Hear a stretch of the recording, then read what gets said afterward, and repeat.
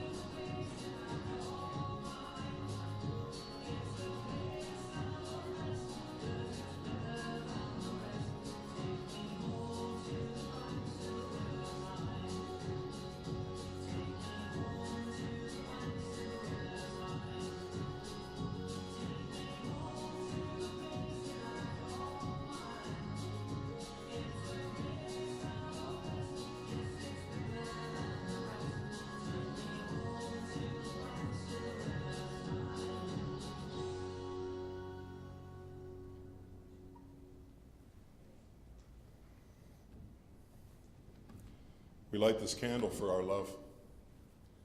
We light this candle that your light may always shine. We cherish the special place in our hearts that will always be reserved just for you. We thank you for the gift that your living has brought to each of us. You are loved. You will long be remembered.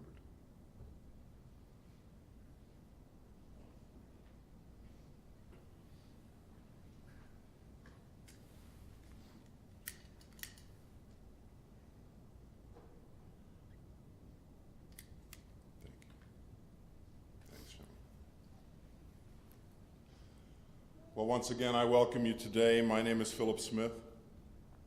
I'm honored to be the funeral celebrant today as we gather our hearts and our lives together to remember Norman William Cochrane, likely just Norm to most. As we take this time to share in our memories of this vibrant life that Norm has shared with each of us, we're here today to honor his family. His loving wife and partner of their 66 years shared his rose. His loving son, Paul, and his wife, Karen. His loving daughter, Tracy, and her husband, Rich. His loving grands, Christopher and William and Andrew, as well as their partners. His loving great-grands, Jacob, Riley, Everly, and Jackson. His daughter-in-law, Kathy. His loving Natalie and Nicole as well. Along with all those who would make up the extended branches of this family tree. We think of the friends, the neighbors, the co-workers along the journey of this well-lived life. And today we make special remembrance of his beloved parents, Norman and Connie, as well as his sister Joyce, who have gone on before and have now reunited with Norm once more beyond our sight and for eternity to come. And on behalf of the family, allow me to thank you for being here today. Whether you've made the journey from some distance or simply around the corner, your decision to be here and support and your presence are felt and they are valued. These are our moments to stop and take the time to honor Norm and the life and the meaning that he's brought to each of us. And we're here today to hear the thoughts, to better understand the values that allowed him to love, care for, and support his family for some very well-lived 88 years. And as we come together, we unite our hearts in care as well.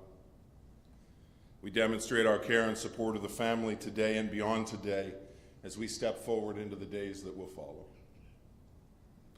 Today we focus on the things that made Norm so very special in your lives, and we take this time to embrace those memories with joy, with peace, as we remember this loving, hard-working man who was loved by all who met him. I read a passage a while back. I wanted to share it with you today. It simply says this: in the presence of death, we all stand awkward and ill at ease. For death is a well-known stranger who we recognize but do not wish to know. Death is not a thing in itself, but rather a stage in the journey of life through which we all must pass.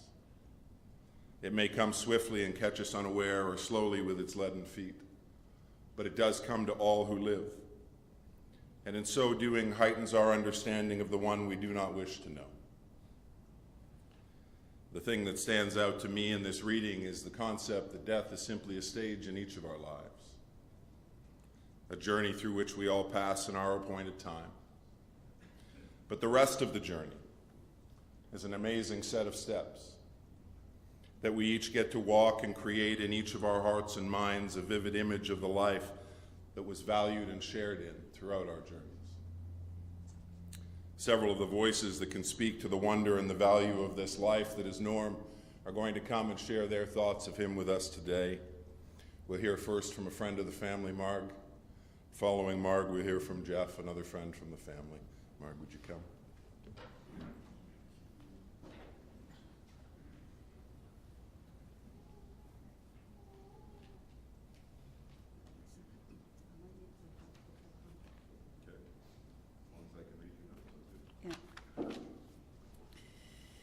No words can adequately describe the immense presence Norman had on all of us. His laughter and jokes would amuse us for hours.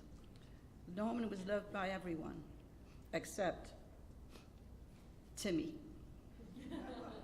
Timmy was a nasty little dog that they had, and he hated Norman, mainly because he teased and tormented him so much.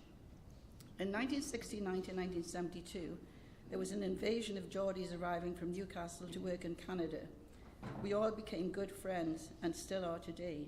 Norman and Rose was the first people that we told when I was pregnant with my daughter Claire. Norman was very fascinated to hear that fathers could actually go into the delivery room, and he wished that he'd been able to do that when Tracy and Paul were born. Chris said he didn't want to go in anyhow. Anyhow, laughingly, Norman said, "I'll go in with you." So from that day on, we just called him Uncle Naughty. Naughty and my children still to this day call him by this name. While living in West Hill, I woke up in the middle of the night one night, a terrible noise. I thought someone was breaking in, and Chris was away working. I was alone with the baby, so I phoned Norman and Rose as I was scared. Norman came straight down to check we were okay. Also, with his detective skills, he noticed there were no footprints around the house in the snow at all. So God knows what that was. The guys enjoyed their bike rides. We also had great times skiing together. So many laughs. Kathy Dixon got a ski stuck up her jacket one day, and we nearly all wet our pants laughing so much. Norman being the fastest down the hill, he was really good, except he couldn't stop, and he'd be shouting, "Look out!" and all the other people had to get out the way. Happy days. Norman was truly spoiled by Rose, and Rose put us all to shame as wives. Thank you, Norman, for all you did to help and support me in times of need. How wonderful to have a marriage of 66 years, a partnership made of love and laughter, a wonderful family who he loved and was so proud of. As I'm talking, I can hear you laughing. Your laughter will never be forgotten, and your stories will be shared forever. We will miss you.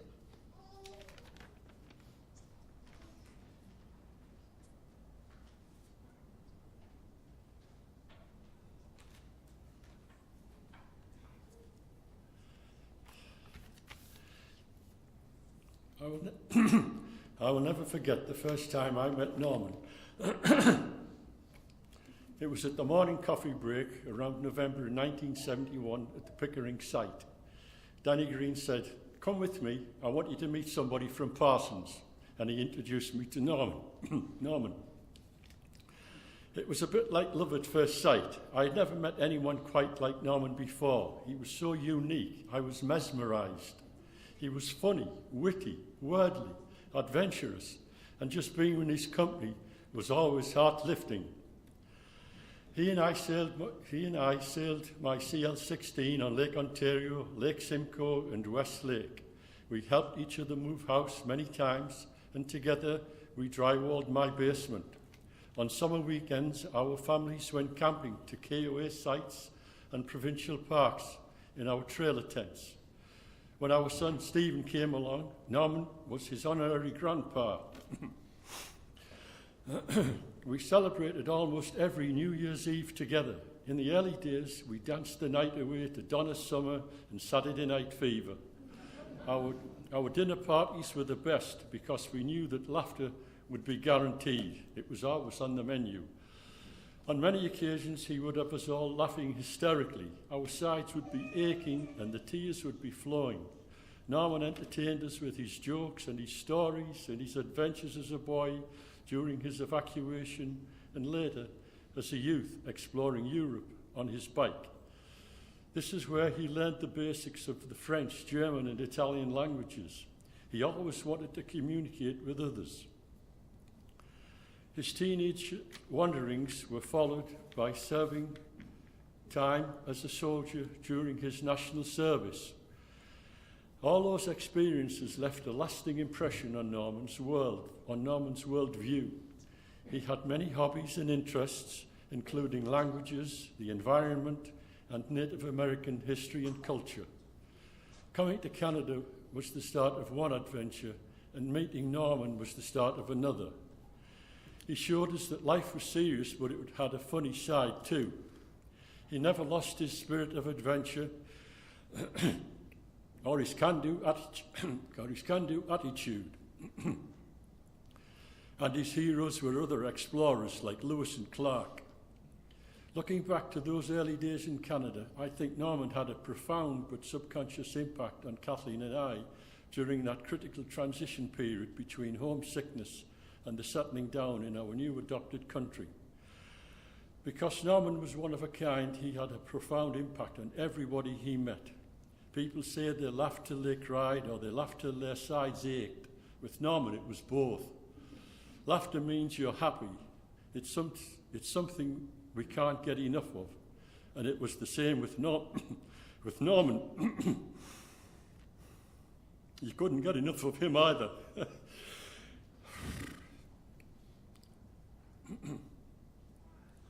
Looking back, they were the happiest times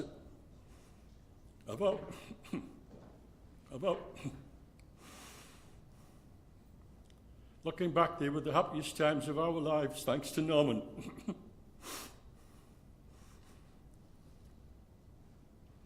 He was the best friend anybody could ever wish for. I'll miss you, Norman. Rest in peace.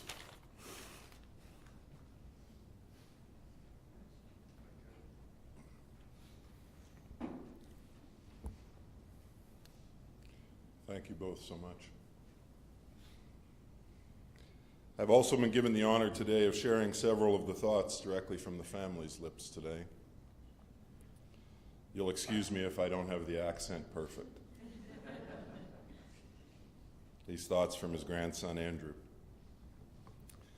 Papa, you were such an inspiration to me, and to everyone around you as well. The unconditional love you showed us, your family day in and day out, is something we will always remember and be grateful for. The way you constantly joked around, smiled, and laughed was contagious. You were always someone I looked up to, a grandfather, a friend, great-grandfather, and as most of you would probably agree, an amazing history teacher. The stories were endless, and even if I had heard them numerous times before, I would sit and listen to them again anyway. I would give anything to sit and listen to you one more time. I miss you. I love you. I will never forget about you. I will talk about you often until we meet again, Papa. Love, Andrew. And these thoughts for Papa.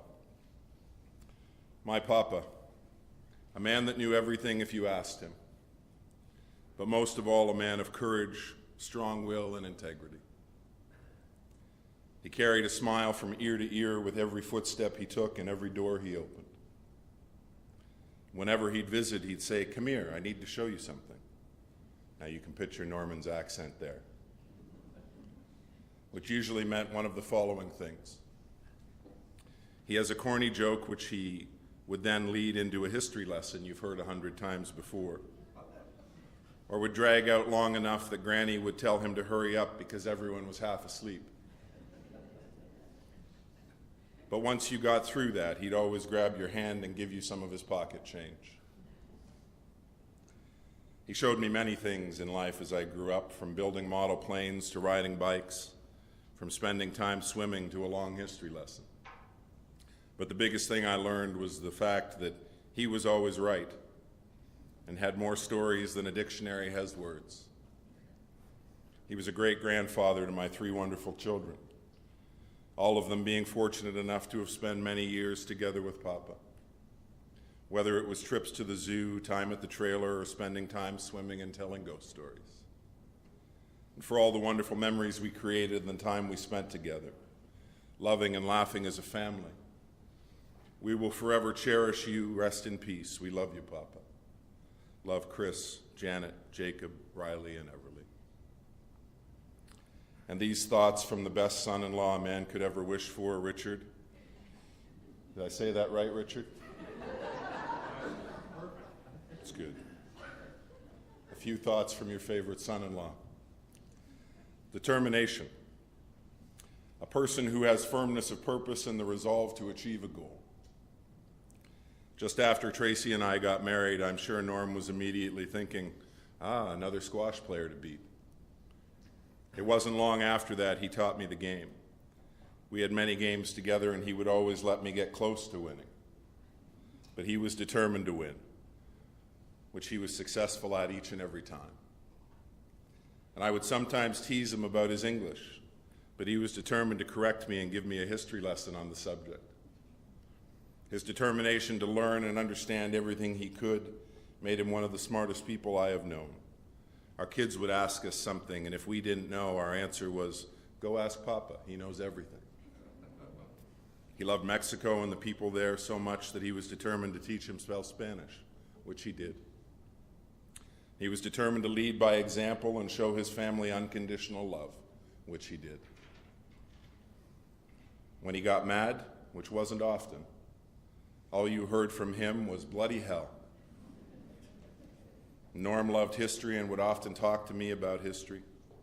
He would often ask me if I had heard the story before, and even if I said yes, he was determined he was going to tell it anyway.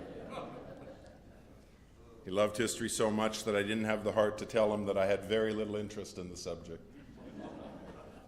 You are a good son-in-law. There are many, many stories of his determination, but his biggest example was the love for life and his family to the fullest, which he did so easily. Determination. A person who has firmness of purpose and the resolve to achieve a goal. This is how I will always remember Norm, the greatest father-in-law anyone could ever have. And these thoughts from Tracy. On behalf of our family, I'd like to thank you all for coming out today to celebrate the life of my dad. Today is not about how he died, but how he lived. My dad would tell you that he was the luckiest man in the world to have me as his daughter, but in fact, it was me who was the lucky one. We were brought up in a home full of love, laughter, his corny jokes, and a few pranks along the way. Even through difficult times, Dad always managed to make us laugh. My dad loved life. He loved to travel, he loved history, loved learning about different cultures and languages. But most of all, he loved his family, and he loved me. He had a way of making me feel so very special, always telling me my beautiful favorite daughter, and I loved him back just as much. He was always there when I needed him. He could fix anything that was broken. He was one of the smartest men I have ever known. He knew everything, has been everywhere, and was never wrong, and would never admit it even if he was. I have wonderful memories of my childhood in England. Then in '72, he opened up my world to a bigger and brighter opportunity when we emigrated to Canada. When I married Rich, he loved him as a second son. His affection for his 3 grandsons and 4 great-grandchildren was tremendous. His family was his pride and joy. My heart fills with pride when I think of you, Dad. How lucky I was to have you all these years as my father and my mentor. To my mom, thank you from the bottom of my heart for caring for Dad the way you did. You were determined not to have him enter the long-term care system, so you sacrificed your own health and life by putting Dad first. I've never seen a couple more in love and dedicated to each other. 66 years. Kissing each other good morning and good night, or holding hands, were just a few ways you showed us all what true love looks like. I remember Dad waking up after one of his heart surgeries, and he said, "I see an angel in the room. Her name is Rose." Dad, we never said goodbye to each other, just I love you. Life will never be the same without you, but when I miss you, I'll look for the twinkling blue eyes and the stars above. And when the warm breezes blow, I'll fear your warm embrace. I'll see you everywhere, Dad, because I know you will always be by my side. I miss you already. I love you so much. Love, your favorite daughter. From his son, Paul. I'd like to thank everyone for sharing the celebration of life for my dad. A big thank you to the girls from Viva, who held a special place in my dad's heart. I never realized how much my dad was well regarded until I started working in the trade. Dad being on the electrical side and myself on the mechanical side of the steam turbine generators. Every station I worked. Are you Norm's son? What a great guy. Great sense of humor. So much fun to work with. And as Mom says, Dad would make a great history teacher. His big interest was the history of the North American natives. For some unknown reason, he took a big interest in Chief Joseph, the leader of the Wallowa band of the Nez Perce tribe. So back in May of 2016, Dad and I packed our bags and went off on a flight to Boise, Idaho. We picked up a rental car and we zigzagged our way through Idaho, Montana, Wyoming, and South Dakota. And in the 10 days, we visited numerous battlefields and museums along with Yellowstone and Beartooth Pass, Mount Rushmore, Crazy Horse, Little Bighorn, Devil's Tower, and the Badlands. You guys covered it all. Dinners were usually spent in the local bars with a couple of pints and some grub, with Dad giving me the history lesson of what we had seen that day. I wouldn't say we argued, but we did discuss how he was right and I was always wrong. I could go on and on about that trip, about our great family vacations, get-togethers, but the trip was definitely special for both of us. Dad, my history teacher, my buddy, I'll miss you, love your little boy, Paul. Thank you, Paul.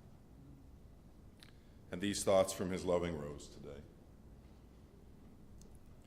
I want to say how proud I am of both Paul and Tracy, and your dad was very proud of you too, of all your accomplishments, being by our side, especially in these last few weeks. Thanks to Rich and Karen for their support, to Christopher, to William and Andrew. I know how hard and difficult it was for you to visit Papa, but it meant so very much to him and to me. Thank you to Jeff and Kathy, Margaret, Aggie, and Richard for their support. Everyone else that called, emailed, sent flowers, sent their condolences. Thank you to the staff at Viva Whitby Shores, especially the servers for spoiling Norman with their extra thoughtfulness and extra servings of vanilla ice cream. Now that you have left us, you will be with your in-laws, Marion and Jimmy, and you can enjoy your silly antics once again. After 66 years of marriage, I miss him terribly. I'll miss his laughter, his jokes, which I've heard over and over 1,000 times over. He was the love of my life and always will be. You're at peace now and no more pain. Love you forever and always. Your Rose. Thank you so much for sharing those thoughts and allowing me to share them on your behalf today. There's a quote that lives like this one lived my Norm draws me to. Can't tell you who wrote it, just the words that they wrote. It says this: at the end of life, what really matters is not what we have bought, but what we have built. Not what we have got, but what we have shared. Not our competence, but our character. Not our success, but our significance. And in a life such as this one, we see so very many of those traits lived out over these 88 years that he would share with those he loved and cherished, and those who cherished him in their journeys. From those earliest moments when he'd be welcomed to the love and care of his mother Connie and his father Norman, in their picturesque setting in Newcastle upon Tyne in the northeast part of England. The area is part academic mecca and part industrial center. And it would be on the 29th day of May in 1939 that young Norman William would be welcomed to his spot on the Cochrane family tree. And while he would have pride of place for those first couple years beside his mom at the family table, before the arrival of his little sister Joyce, I have no doubt he may have felt a little bit of an imposition having to move further down the table's edge in those early moments, but over time I'm sure it all worked itself out. And while many of us would never have had to worry about the realities in our lives of taking cover from falling bombs as we slept, or the worry of our parents even making it home after their day outside the home, for the young lives of the war years in the UK, it would be a genuine concern each and every day to help preserve the next generation and protect them physically and no doubt emotionally as well. Many of those young lives would be evacuated to the Lake District during those years of war. For Norm, he would be a part of that move at about 5 years old. The years of war would come to their end in time, and for the children, they would return home to their families. For Norm, that would also see him return to his studies at Balham Street School for his formative years of education. And when he wasn't hard at his studies, he would be making sure to take in time to explore the things that interested him so greatly. Whether it was playing footy with his friends or going for a swim, climbing a rock face, or one of his favorite pastimes, cycling. He'd make room for all those sports that he loved and wanted to improve on in all those years of his teens. And when the years of his education would come to their end, he would try his hand at a couple roles, and yet none would stick. And while he would have loved to become a professional cyclist, unfortunately, the endorsement contracts in those days were not quite as lucrative, so that wasn't going to work either. But when he would find an apprenticeship in the electrical side of the world of generators, it would resonate with him. He would begin his 4-year apprenticeship in all things winding. During that apprenticeship, he would also fulfill the years of his service to King and Country, which would not only take him away from the normal day-to-day of his apprenticeship for those years, but it would also separate him from the one who thought he looked so very smart in that uniform, his Rose. It would be during these years that they would meet.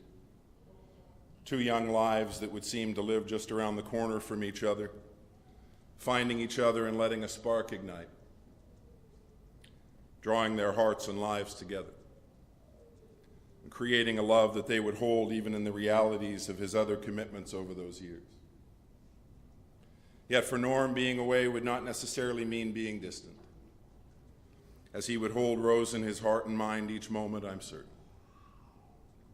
He would hold her close enough to know that he would never want to let her go over a lifetime. And when the time was right, he would ask the most important question of that young man's life. And Rose would say yes. I assume you said yes the first time. They wouldn't wait until Norm's service was complete, though. They would find their lives and hearts joined at the altar of Christ Church, Sheffield, Newcastle on Tyne, on the 12th day of January in 1957. And they would make their way to London for their honeymoon, I'm told. I understand that it was everything that a young couple could have dreamed for in a honeymoon. They would be welcomed to the home of Aunt Rose and Uncle Jack for their week off. And I'm sure the 4 of them had a wonderful time together that week of honeymoon joy. The newlyweds trying their best to keep the laughter at a minimum all night, no doubt. And with the week at its close, Rose would continue to find the welcome of her sister and her husband, while Norm would be off to finish his service. And when they would release him, they would rent that flat in Biker. And it would be their first home for the Cochrane clan. Apparently, it was all they needed to help them find that first addition to their own limb of the family tree as well. Just a little bit of privacy. As in about 11 months, they would welcome the arrival of Paul. He would be a December baby, the ideal gift for these 2 lives to love and cherish. And in about 18 months' time, another beautiful bundle would also arrive. This one they would name Tracy. And with the millionaire's family in place, Norm and Rose would share in the joys of watching these little lives grow to create the love of a family shared. And Norm would see success in his working life as those years would come and go. His commitment to learning and his dedication to the work would put him in situations that would see his skills welcomed all over this globe on large-scale projects. He would work for Parsons throughout his career. And in those early years, they would invite him to come to a project here in Canada for a little while, which not only gave Norm the experience of what Canada was really like, but it would also open the door for the Parsons to offer up an invitation for him to transfer his skills to our side of the pond. The transfer would come in '72. And for the Cochranes, it would be a big move, but one that they would see as filled with adventure and the prospect of a greater future ahead. Now for Norm, being closer to those plains and native historical spots he was so enamored with, well, that might have swayed his decision a little bit as well. Nonetheless, they would purchase their first spot just off Scarborough Golf Club Road on a warm and cozy little street called Angora. And with the help of Parsons, they would be set up and situated in no time flat in their new home. A new life for each of them to explore and thrive within. And I asked the kids to tell me what Norm was like as a dad. And they noted that he had a great sense of humor, that they had been brought up in a household that centered around the love that they had shared. And Norm would rarely get to the point of being made angry.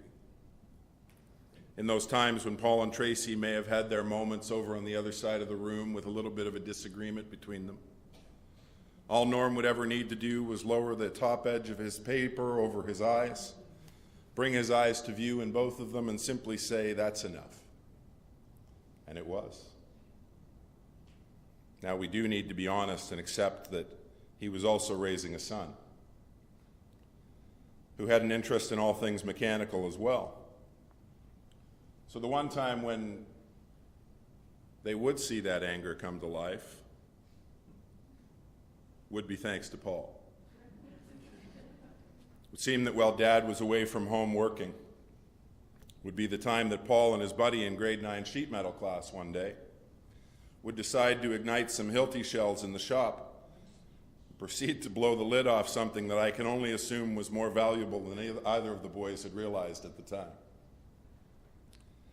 Now, Paul would stand up and own up to his mischievous act, yet Rose would be the one answering the phone at home from the school, subsequently immediately ringing Norm afterwards. Now, I wasn't in the room, but I can picture the conversation. He blew up the bloody shop. And that was all Norm needed to hear. He was coming home to have a chat with young Paul, to arrive home and find his 14-year-old cowering behind the sofa. It was the only time that Paul actually remembers him yelling. And he did call him a twat, so that stung a little bit, I'm sure. But that would also be the extent of the discipline. And if we're honest, it was all Paul would need, no doubt.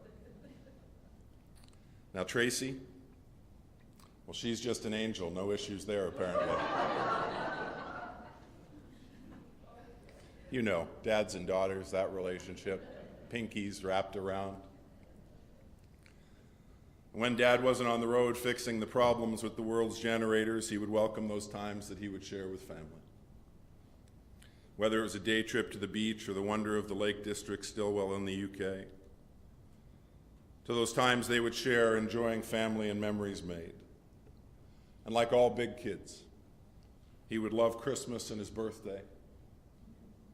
He could barely wait to tear into the wrapping on his gifts, would often be sitting there in a pile of shredded Christmas wrapping before the children had even finished starting theirs, looking around the room, wondering perhaps if he'd missed another one or two. And while he would love the moments that brought so much joy and the memories to be held closely, he would love the one who he shared a lifetime of making them with, his wife and his partner, his Rose. I asked Rose to tell me what he was like as a husband. I loved her response. He was hopeless in the kitchen. She gave me an example that I do want to share with you today. Rose one night would come home and tell Norm that one of the girls that she had worked with had been surprised by her husband having tea and freshly shucked oysters ready for her on her arrival home. Norm would take in the information. Looking at Rose, he would ask, "Would you like to be surprised too?" "Well, yes, I would be the simple response from young Rose. And off Norm would head, into the depths of the kitchen while Rose waited upon her wonderful surprise. In short order, Norm would return with that perfectly steeped tea and 2 perfectly formed jam sandwiches. Rose would look at it somewhat incredulous and not too amused. She would note, "These aren't oysters." Norm's response, "No, but you are surprised." I think the reason that Rose remembers the story so vividly is that the kitchen after that moment looked like Norm had cooked a 4-course meal in there. after just making tea and sandwiches. And while his skills in the kitchen may have made Jamie Oliver weep, what he would lack on the culinary side, he would make up in spades on the loving husband and father sides of the equation, to be certain. He would be there to fix anything that needed his touch, would even create several pieces of furniture that would accent their lives and their home over the years. He'd welcome the time that they would share with friends over their years as well. Those 6 lives that would share in those moments around others' tables or out watching their monthly movie and having dinner out of town. And that social side of Norm and Rose would motivate them to enjoy some wonderful trips over their years as well. They would share time together in Italy and Portugal, Alaska, and Paris. And it would seem that everywhere Norm would go, joy would follow. For example, as he and Rose would make their way past a street artist painting a little girl's portrait in Paris, Norm would stand behind the artist and continue to make faces until the little girl would laugh. No doubt that joy would be a welcomed addition to the lives of his own grands over the years as well. The love that they would share with Papa, whether it was simply taking a ride along the path in Pickering, or sharing time living under the same roof and the joy of that smile each day shared. The welcome of their lives to join them in Niagara on the lake, and whether it was a simple adventure like a walk to the great outdoors or a swim, or his wanting to share the silly tricks that he had picked up over a lifetime with them, or one of his Normisms, like, I slept like a log and woke up in the fireplace. No doubt leaving young children wondering what happened to that night. All the while creating the image of the man that they loved and cared for each of their lives. And the lives of their own littles, his great-grands as well. And when I see that image, I also see the love that Norm had for this life that he was given to live. Whether it was the continued love of pushing himself in the physical pursuits that he loved from his youth into his adult years, the joy of scuba diving, exploring the depths of a world that we can barely understand, or the welcome of mates as he would play soccer with the over 40 crew, no doubt enjoying a pint or two after the match. The squash games that would keep him active and competitive, or those times he would jump in the pool and swim his lengths every week, or the love that he would hold for all things historical. The tales of the North American settlers would be favorites, the likes of Lewis and Clark and their adventures, along with the native cultures and their part in history. The shows and stories of his youth, no doubt, filling his curiosity and his mind to explore all these things that he had heard about at such a young age. And while you or I may have reached for the hunt for Red October, while Norm would watch Sink the Bismarck or the Battle of Britain again and again and again, just in case he may have missed a point of interest on the first go-round.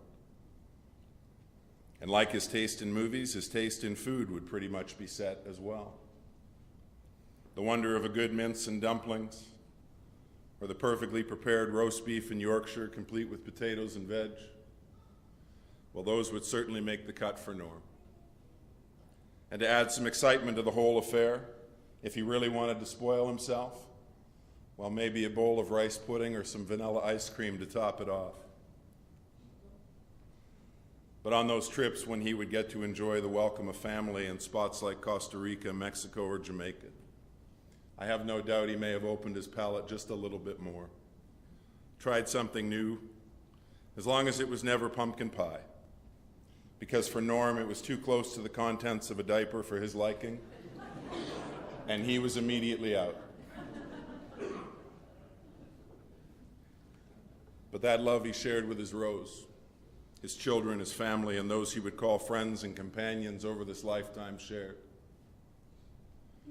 Those would be the things that would be the source of the strength for each and every mile. They would be the ones who would celebrate with he and Rose as they would hit the milestones of 50, then 55, 60, and 65 years shared together. And the joy of those lives would motivate Norm onward into each new day he would face. Love, care, and support that would motivate him towards the next. And even when faced with the realities of his changing health over these past few years and months, Norm would know that love and care standing with him and filling his heart with the warmth that each would offer over the duration of his journey. And while the journey would have its challenges, it would be in these last several weeks that they would begin to show the reality of their path. As Norm would just 2 weeks ago now find himself in the care of the medical teams at Ajax Pickering, as they would do their best to help him find peace and comfort in those weeks that would follow. Yet Norm would continue to know that love and care from the lives of those he called his own. Even over these last weeks, they would do their best to ensure that their love and care was felt in all the ways that it was tangible. So that as Norm would take those steps, would find them leading him to the early morning hours of this last Thursday, the 9th of February in 2023. Some 88 trips around the sun from where it would all begin. He would take that final step, the one that separates our lives from those we have loved and cherished. And Norman William Cochrane would journey on to know peace. And the welcome of those he had loved and longed to see once more beyond our sight. It's not what we have bought, but what we have built. It's not what we have got, but what we have shared. Not our competence, but our character. Not our success, but our significance. And when we look back over these years shared in, we can easily see the beauty of what was built. The love of family, the value of friends, a love that was shared with all those who valued the time of welcome of Norm and Rose, and a love that saw Norm share from the depths of himself each and every day that he would provide for their lives. A demonstration of his character, as he would work diligently to meet the goals that he and Rose would set for their lives in those early years and each one that followed. The goals that they would reach for the lives that they welcomed as their own. So that as we gather here today, certainly we can see the success of Norman's life.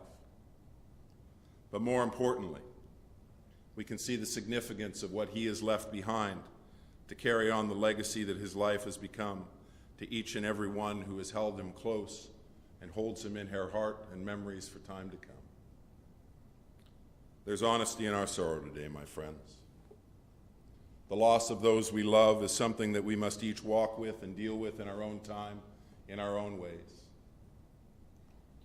Yet for those of us who remain, no matter your view of what might come after these days of our living, Norman and his value in our lives will still be felt in the course of your days to come, as long as memories last.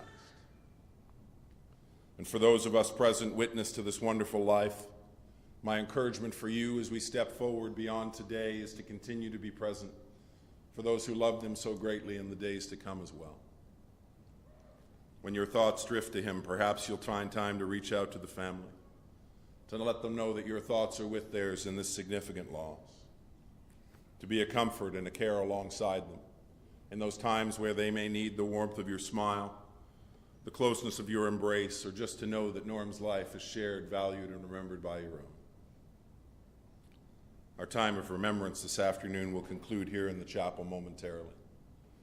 And the family will invite you to join them for a time of light refreshment in the upper reception area just out on to the, sorry, I'm losing my directions here, just out and to the right. But as we do prepare to take leave of this space today, I'd like to share two final things with you. A reading and a song, both dedicated in love to Norm from Rose and his loving family today. Albert Kennedy Rousel pens these words. He says, "Should you go first and I remain to walk this road alone, I'll live in memory's garden, dear, with happy days we've known. In spring, I'll wait for roses red when faded the lilacs blue. In early fall, when brown leaves fall, I'll catch a glimpse of you. Should you go first and I remain for battle to be fought, each thing you've touched along the way will be a hallowed spot.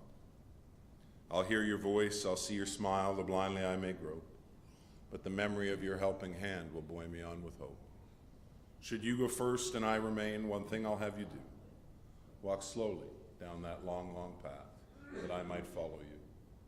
I want to know each step you take, for I may take the same. But someday, down that lonely road, you'll hear me call your name.